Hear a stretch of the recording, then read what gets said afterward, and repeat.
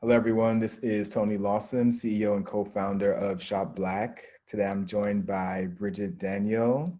She's the executive vice president of Wilco Electronic Systems, a family-owned business that has been in operation for 30 years now.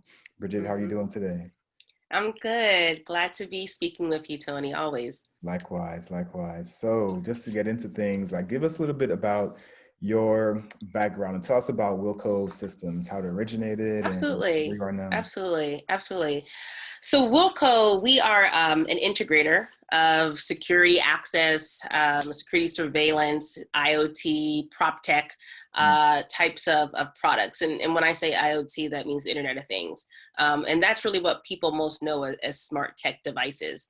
So we provide those services for commercial, multifamily, industrial, and public housing communities, types of real estate properties, facilities.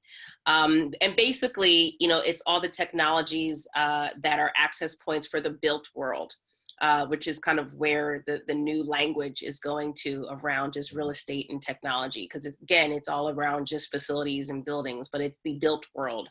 And we're the boots on the ground, meaning we go in and we send our technicians in to integrate and to really install the hardware and the software together, because that's what the integration of access control is. It's really, just the bringing together and the commissioning of the hard and the soft. And I always like to say we're kind of on the ground, but we're also in the clouds, because all those software companies and all these software platforms are now cloud-based platforms. Mm-hmm. So this is kind of a new area of growth for us.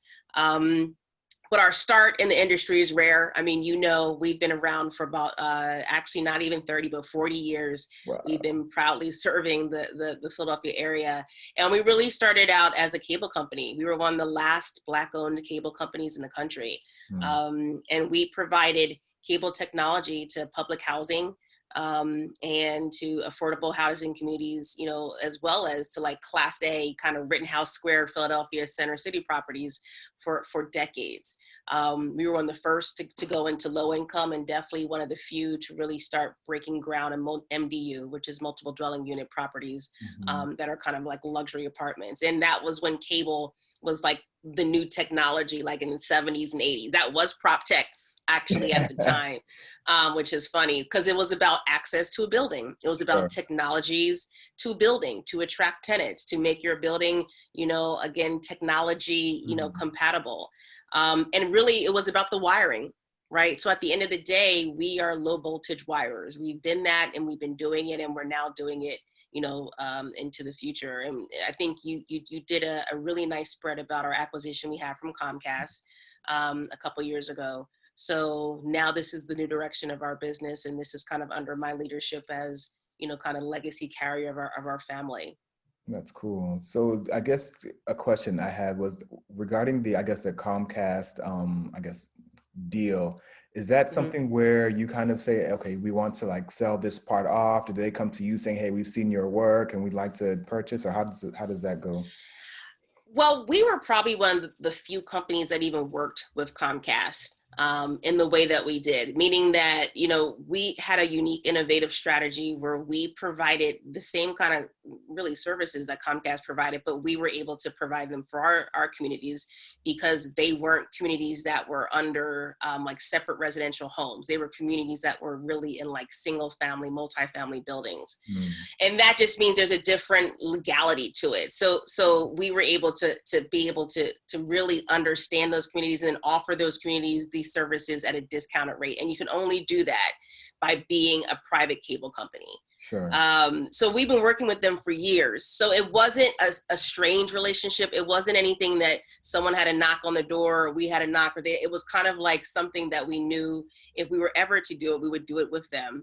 And it was kind of a conversation that really started, honestly, Tony, like maybe 3 to 4 years prior to it even happening. So, because those things take a lot of thought, it takes a lot of time, it takes a lot of trust and considerations, and, just even carrying that legacy of being a Black owned cable company, and what that would mean to have the acquisition of that kind of part of our business, making sure our customers were going to be in good hands, that they were going to still be taken care of and have that personal touch.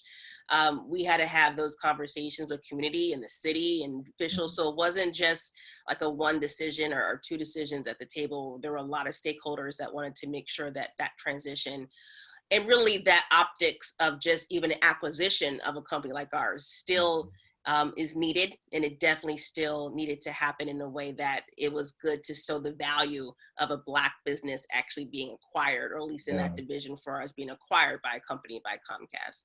So it was a very multi-layered conversation decision, but at the end of the day, we wanted to make sure our customers had the best. And that was where we went with that. Sure. No, that makes perfect sense. So there's a lot of conversation around the wealth gap, but I know you do a lot of work around the tech gap and the lack of diversity in the tech industry. But it's all interconnected. Yep. You So know, can you talk more all about your work in that interconnected. area? Absolutely. I mean, when you're a provider in low income and public housing communities, I mean, our whole model of our business was absolutely about bridging technology disparities. So when we really started getting a much more of a voice was around the digital divide, because I would probably say when President Obama first came in office, that was one of the first things he wanted to tackle was the digital divide and making sure that broadband was completely accessible around the country, whether you were in rural areas, whether you were in urban areas. Because honestly, people still don't realize that there is at least about 40% of people that don't have access to internet. And that was baked, so what's that, 2007, 2008. So around that time, it was becoming very of a trending topic. And then it kind of, over time, it kind of died down and, people got used to the idea of just, getting internet where they could. But then 2020 happens, right? And now we're in pandemics where the digital divide has literally, rose its ugly head again. And we're realizing that the internet, it wasn't even a luxury then, but it absolutely is a necessity now. Even more than I did a TED talk. It's more than even a necessity. It's a civil right. It's now even just more like a life, and it's the power grid of how we operate. So really, it's the lifeblood of us being able to operate as people, as communities, with our technology. And the internet becomes still an issue. So the disparities are still going to be there. We're still tackling them. But when you look at Proptech, there's an interesting way to start bridging those gaps, because again, you're right back into the home with technology that's automating and providing access to just what you're doing and the activity in your space. So it's an interesting time to look at disparities, even in 2020. But again, the technology then and now, whether it was 1970 or again, or 2020, the technology and what you have that's really undergirding where people live, where they work, live, work, and play, is going to absolutely drive and be accelerated now to make sure that we're chipping away at the disparities and we're actually becoming much more of a community solving entity that can really start making sure that technology is accessible, because that's really what it's about. Technology has to be accessible and affordable, but that's all part of the accessibility. Right. So where do you see your company, your role in the industry? So right now, we're definitely, of course, deep diving into new platforms all around just real estate, which again, multifamily is absolutely one of them. And what I love at least about Proptech and IoT, all the different types of technologies that are about bridging real estate together along with data and all types of new ways to kind of drive information, is that, there is a democratization that's going to have to happen around IoT, because, it's like granite countertops. That was at one point luxury and now they're standard. That's exactly how IoT is going to become. It's going to become a very standard play in homes. And I think what 2020 has done is accelerated that notion, accelerated that kind of interest, and accelerated the need to show that IoT, the things that automate your home, whether it's a lock or a sensor or a thermostat or a switch or lights, all those things are now going to be really controlled, but controlled through your mobile device. that is the new cable box. So the mobile device, fast forward from cable, which was kind of operating your channels, the mobile device is going to be operating all the things that's going to be automating and controlling your home.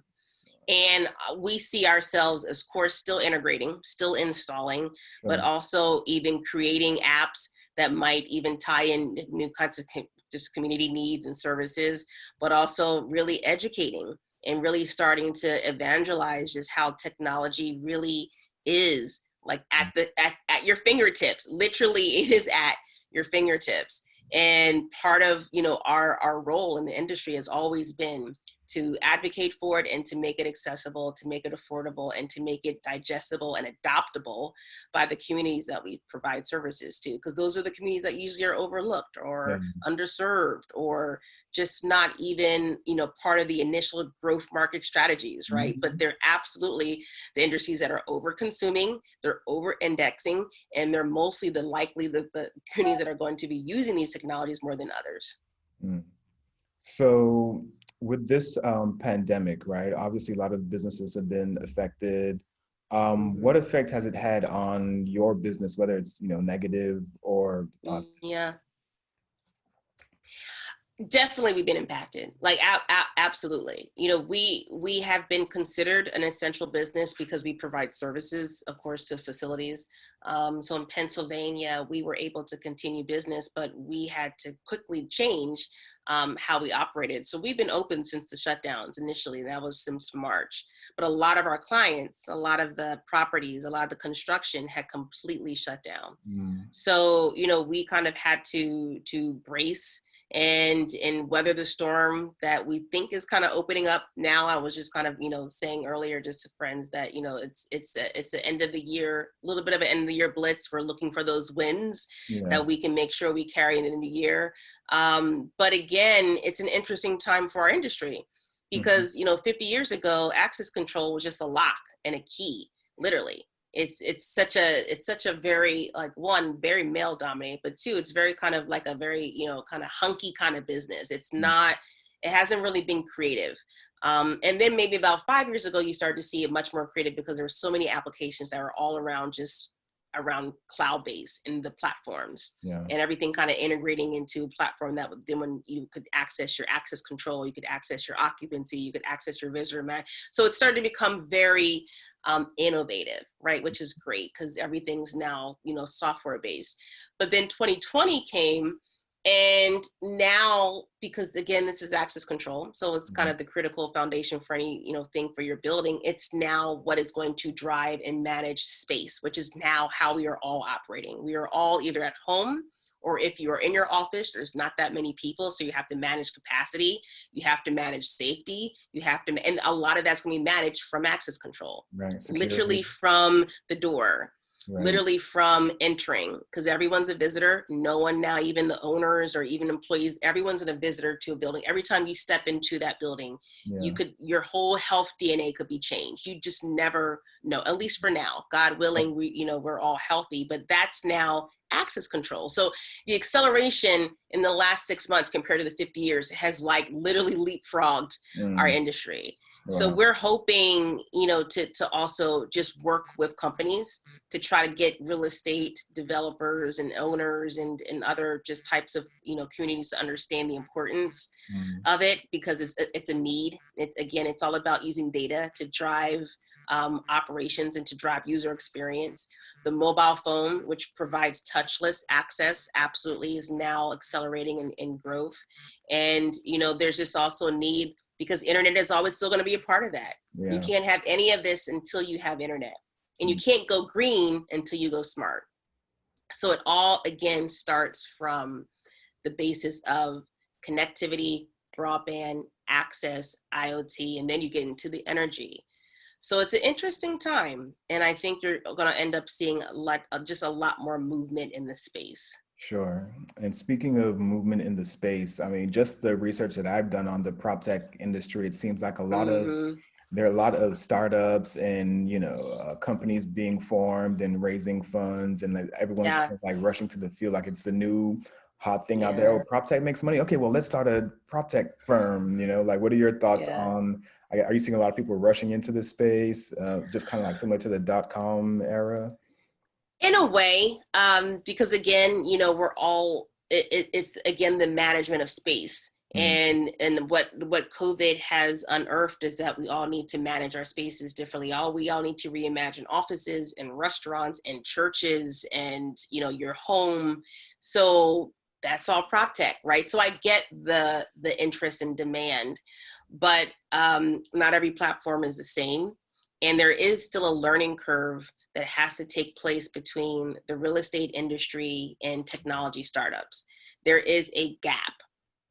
Like there is, a lot of times real estate operators just don't think that prop tech software understands their ROI and the things that they need to drive investment. And then, of course, there's a lack of internal understanding from property developers and managers and owners and kind of people that run it on the financial side, that they understand how technology can be efficient and can streamline. And that kind of just disparity of understanding is where we also see ourselves fitting in, even kind of offering professional services and consultation around how technology really can start driving your building and driving your automation and also driving your users, because your users are definitely going to be native to the mobile phone.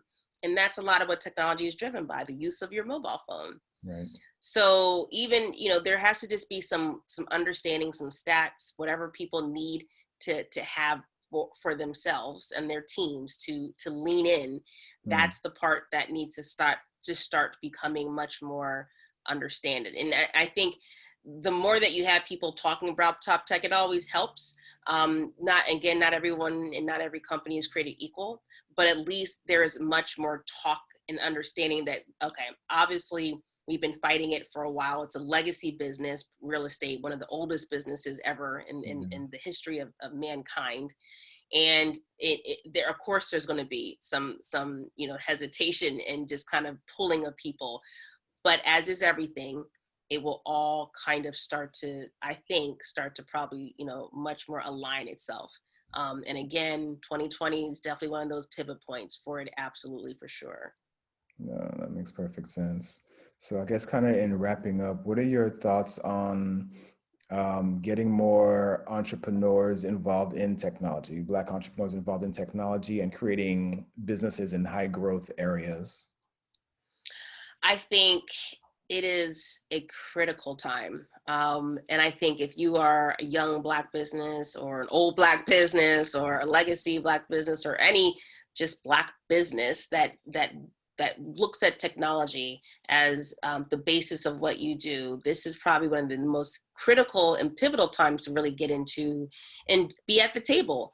We're in pandemics where healthcare, social justice and economy are really all about just it's unearthing all the disparities between Black communities. So even solving whatever that is dealing with these types of just kind of social ills that have become much more apparent is key. I haven't seen this many cities galvanizing and collaborating and talking about building Black business ever before in a very long time. Yeah.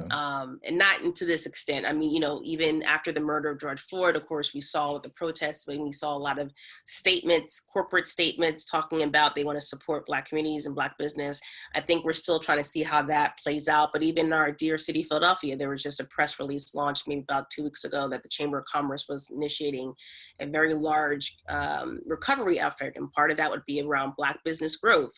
So I think we're still not seeing what we probably should see. I'm hoping, but by the year end, there'll be a lot more opportunities, because that's really what Black businesses need. We just need opportunities in capital, Tony. Yep, if we had the same opportunities in capital, there wouldn't be even a need to even stratify our business. We would just be part of mainstream business, right? It's not about that we're less than. It's just we don't have the same opportunities, contact resources, and access to growth capital that other businesses have. And this is a time for really just an ecosystem to lean into that. And I think we're seeing it more. So yes, if you are a Black entrepreneur, this is the time. find your niche, find your value, find your partners, find some resources, and definitely absolutely lean in now for sure. Yeah, and you kind of just answered my last question. I was going to ask, like, what advice do you have for Black business owners that might be going through it right now, or people who aspire to start a business? Absolutely. I mean, we got to stay encouraged. You know, I say to my daughter, you know, because this is one of her favorite movies, because it was one of my favorite movies. But, you know, just like Nemo, you just got to keep swimming. Just keep swimming. Just keep swimming. Just keep. And that's not even being, you know, contrite. I'm not even saying it to be, you know, funny. I am actually telling, like, we have to keep going. Keep going. By any means necessary. Keep hope alive. Keep hope alive. Keep your eyes on the prize. Keep it all, you know, keep your family healthy and safe and well. But this is the time that that if there ever was an interest in people working with our types of businesses, it's now. Right. So, you know, definitely, you know, we just have to stay in the fight. And again, moving to 2021, hopeful and reflective and with good strategies so that we can grow and continue to build our businesses.